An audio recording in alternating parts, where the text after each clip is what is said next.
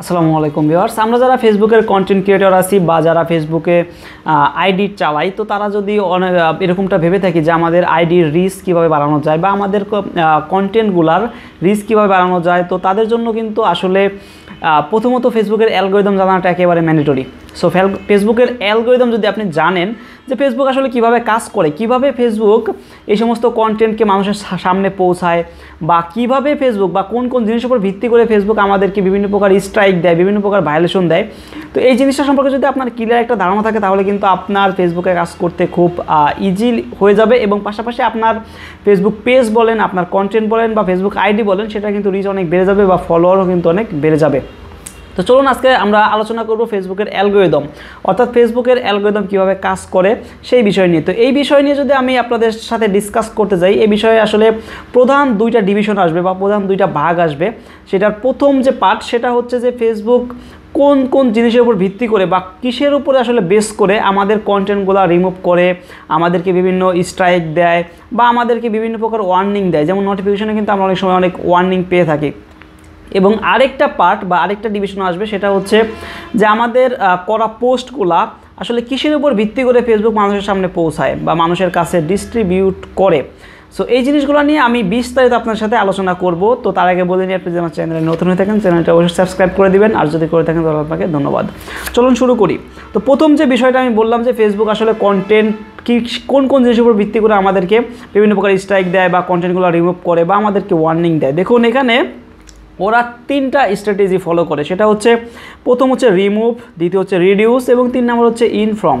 তো রিমুভ আসলে এটা কিভাবে কাজ করে? রিমুভ বলতে ধরুন আপনি একটা কন্টেন্ট আপলোড করছেন, সাথে সাথে দেখলেন যে আপনার কন্টেন্টটা ফেসবুক থেকে রিমুভ করা হয়েছে, অর্থাৎ আপনার সেই ভিডিওটা বা সেই ইমেজটা ফেসবুক নিজে থেকেই ডিলিট করে দিয়েছে। বা কোনো পোস্টও এটা হতে পারে এটা পেজের ক্ষেত্রে, হতে পারে আপনার কোনো ফেসবুক আইডির ক্ষেত্রে। তো দেখুন এটা ওরা কিসের উপর ভিত্তি করে রিমুভ করে। ফেসবুকের কিন্তু কিছু নিজস্ব পলিসি আছে।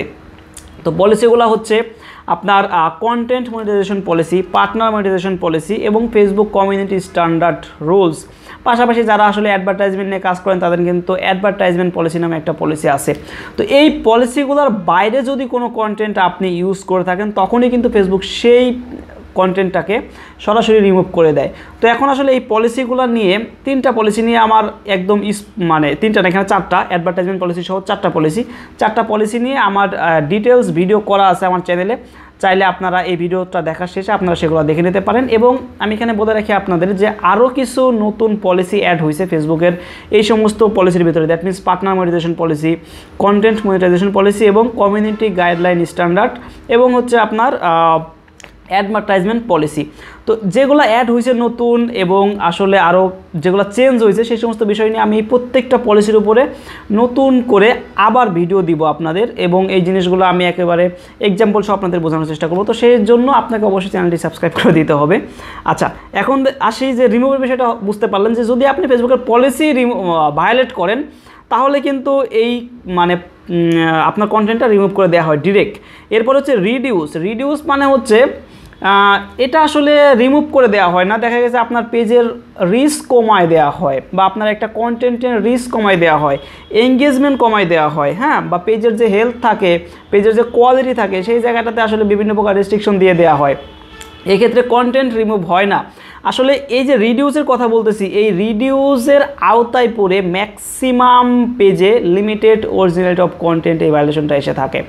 এটা আসলে কী কারণ আছে দেখুন, এটার কারণ হচ্ছে প্রবলেমেটিক কন্টেন্ট। এমন একটা কন্টেন্ট আপনি তৈরি করছেন যে কন্টেন্টটা সরাসরি ফেসবুকের যে পলিসি আসছে সেই পলিসির এগেনস্টে যায় না, সরাসরি আসলে ফেসবুকের পলিসি ভায়োলেট করে না, বাট ওইটাতে কিছু প্রবলেম আছে। যেমন ধরুন হতে পারে আংশিক কোনো প্রবলেম, বা আপনি অন্য কোনো জায়গা থেকে কিছু কন্টেন্ট এনে বা কোনো জায়গা থেকে কোনো পার্ট এনে ইউজ করেছেন, যেটা আসলে ফেসবুক সরাসরি তাদের যে পলিসি সেই পলিসির মধ্যে না ফেলে তারা এই প্রবলেমেটিক কন্টেন্ট এটার মধ্যে ফেলতেছে, এবং এটার মধ্যে ফেলে কি করতেছে, আপনার পেজের রিচ ডাউন করে দিচ্ছে, আপনার পেজের হেলথ বা আপনার পেজের যে কোয়ালিটি সেটা খারাপ করে দিচ্ছে, আপনার এঙ্গেজমেন্টটা কমায় দিচ্ছে।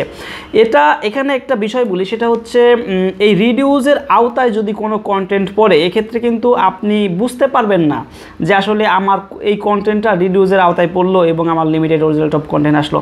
যেমন রিমুভের কথা বললাম, রিমুভ কিন্তু আপনি বুঝতে পারবেন, আপনার কোনো কন্টেন্ট রিমুভ করে দেওয়া হলে আপনি বুঝতে পারবেন যে হ্যাঁ আমার এই কন্টেন্টটা রিমুভ করে দিয়েছে।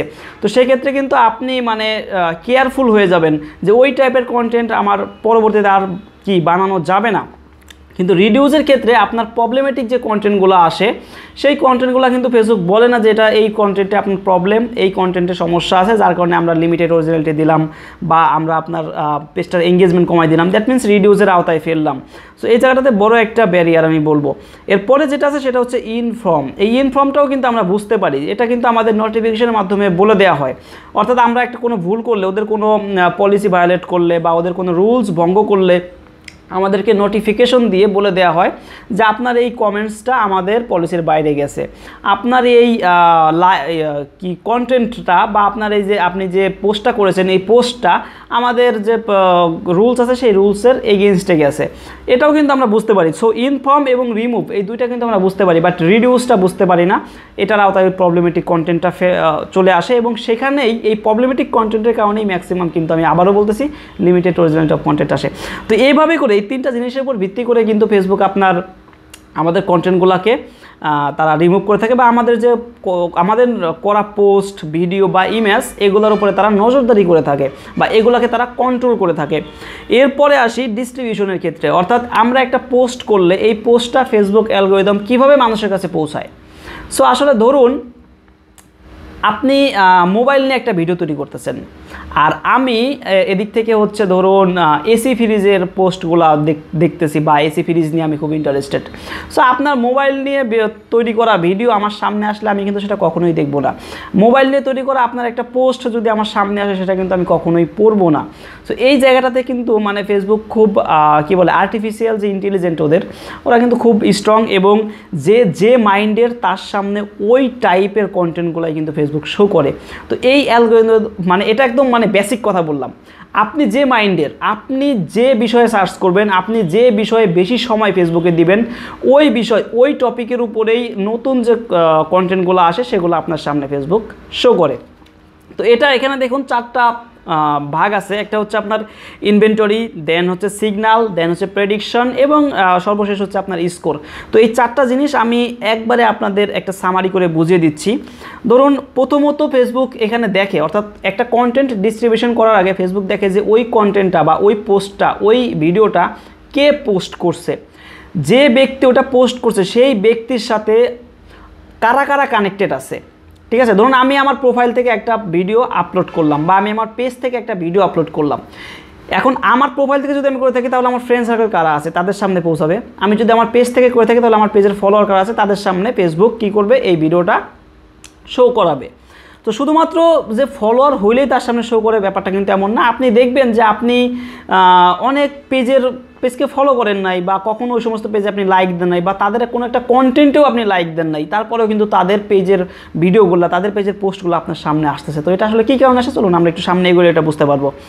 এরপরে হচ্ছে দেখুন যে এই টাইপের পোস্ট কারা বেশি দেখে। এই যে কথা বললাম যে ধরুন আপনি একটা পোস্ট করছেন আপনার প্রোফাইলে বা আপনার পেজে, আচ্ছা মাসিতে প্রবলেম করতেছে, মানে মাসি উঠতেছে ফ্যান অফ। তো ওকে, তো আপনি ধরুন একটা পোস্ট করছেন আপনার পেজে বা আপনার প্রোফাইলে।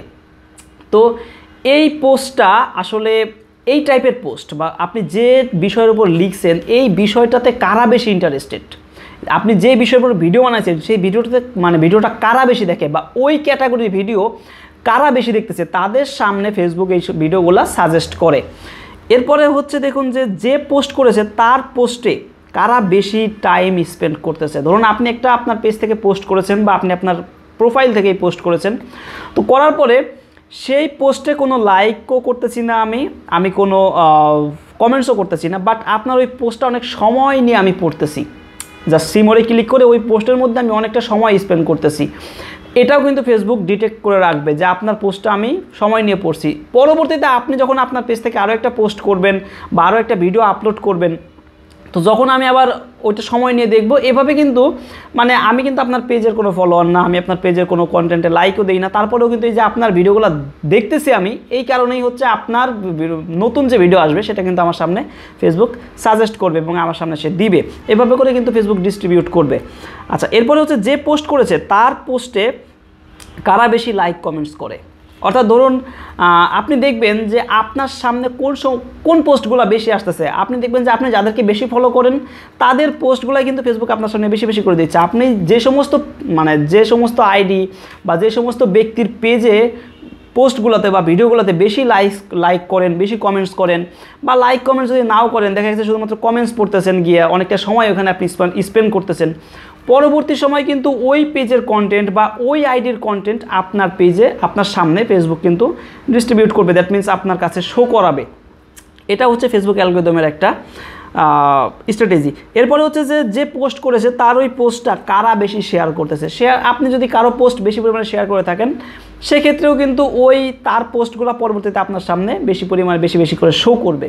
সো এভাবে করে কিন্তু ফেসবুক আসলে মানে তাদের পোস্টগুলো, আমাদের যে পেজের পোস্ট বলেন, পেজের ভিডিও বলেন, বা প্রোফাইলের আমাদের আইডি প্রোফাইলের পোস্ট বা ভিডিও, এইভাবে কিন্তু মানে ডিস্ট্রিবিউট করে থাকে। দ্যাট মিনস আমরা যেগুলো আসলে পোস্ট করি, ভিডিও বলেন বা আপনার পোস্ট বলেন, সেটা হোক পেজ থেকে হোক প্রোফাইল থেকে, সেই জিনিসগুলা কারা বেশি দেখতেছে বা ওই টাইপের ওই ক্যাটাগরির কন্টেন্ট কারা বেশি দেখতেছে তাদের কাছে ফেসবুক এটা শো করে।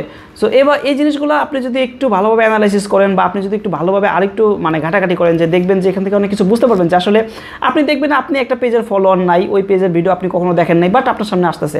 অথবা আপনি একটা পেজের ভিডিও কন্টিনিউয়াসলি দেখতেছেন, কোনো সার্চ করে না, কিন্তু আপনি ভিডিও সেকশনে গেলেই সেই পেজের ভিডিও আপনার সামনে আসতেছে, কিন্তু ওই পেজের ফলোয়ার আপনি না, ওই পেজের কোনো কন্টেন্টে আপনি কোনোদিন লাইক দেন নাই, বাট আপনার সামনে আসতেছে।